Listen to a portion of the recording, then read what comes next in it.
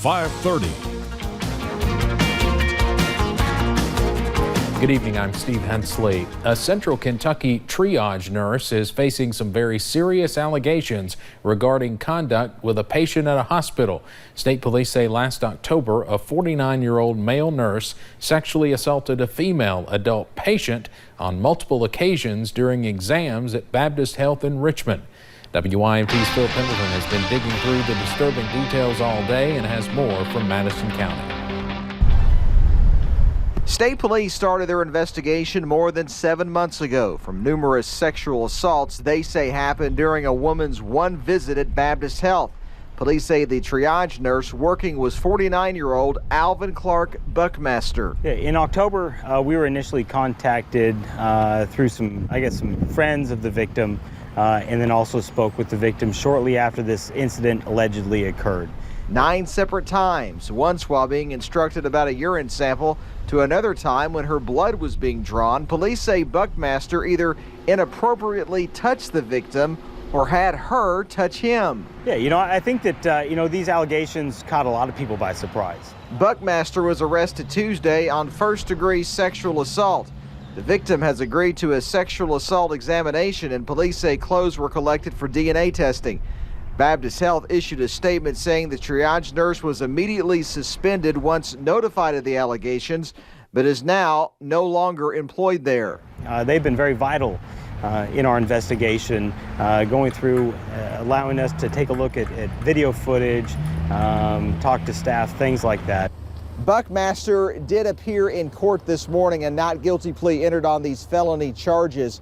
He was released after posting a $10,000 cash bond. In Madison County, Phil Pendleton, now back to you. Buckmaster is also a volunteer firefighter in Berea. The chief there says he was suspended yesterday.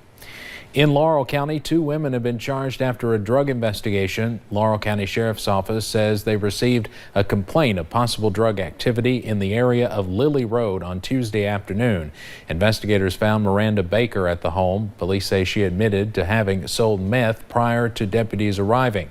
They say 2 male juveniles were living in the home while drug transactions were taking place. Melissa Cox, the grandmother of the 2 juveniles, said she knew about the trafficking taking place in the home. Both women are now facing charges. The hunt continues for 4 men who robbed a Pineville gas station. We first told you about this yesterday evening, but police still have not found them. Investigators say the men went behind the counter with a rifle and stole cigarettes and other items. One cashier was working at the time but was not hurt. Police asks if you have any information about the robbery to call the Pineville Police Department. Today we learned of a trial delay in a Martin County shooting case. The trial for Elwood 6 was expected to begin next month. 6 faces a first-degree manslaughter charge. Investigators say he killed Rodney Stepp in 2017. He is scheduled to appear back in court July 18th. As of now, there is not a new trial date.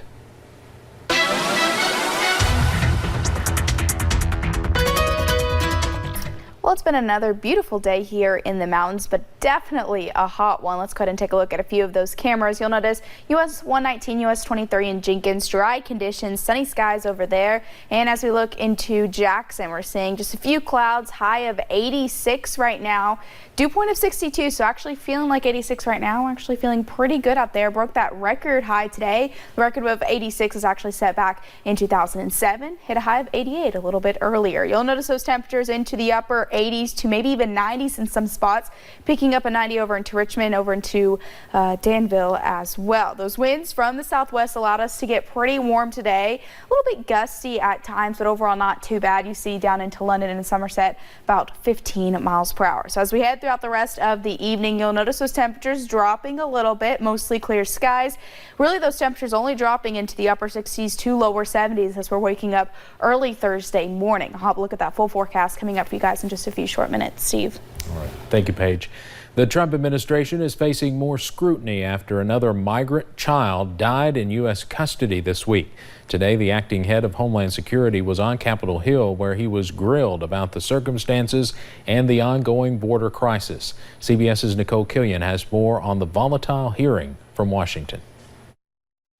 You should not be proud of a record of having 5 children die under your watch. House lawmakers pressed acting Homeland Security Secretary Kevin McAleenan for answers after the death of 16-year-old Carlos Hernandez this week, the 5th migrant minor to die in U.S. custody. With 5 kids that have died, 5,000 separated from their families, I feel like, and the evidence is really clear, that this is intentional. Tensions reached a boiling point as Illinois Congresswoman Lauren Underwood blamed the administration. It's intentional. It's a policy choice being made on purpose by this administration, and it's cruel and inhumane. That's an appalling accusation, and our men and women fight hard to protect people in our custody every single day. The top Republican on the panel backed the secretary and demanded Underwood's comments be struck from the record. You cannot impugn the character of the witness by stating that he intentionally murders children. Another point of contention, President Trump's request for $5 billion for a border wall.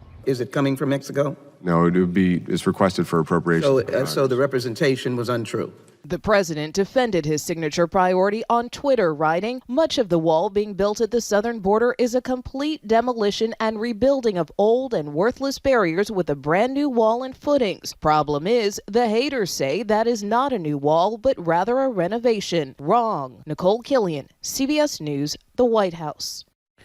President Trump has threatened to close down the southern border multiple times. Acting DHS Secretary McAleenan told lawmakers he's never been asked to do anything illegal when asked if the president ever told him to shut the border down.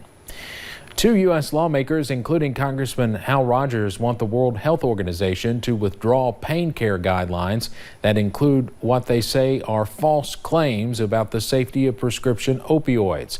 They say the United Nations Health Agency's guidance was influenced by people with financial connections to the international sister company of Purdue Pharma, the company that makes the powerful painkiller OxyContin. Officials with the WHO say they are reviewing the report.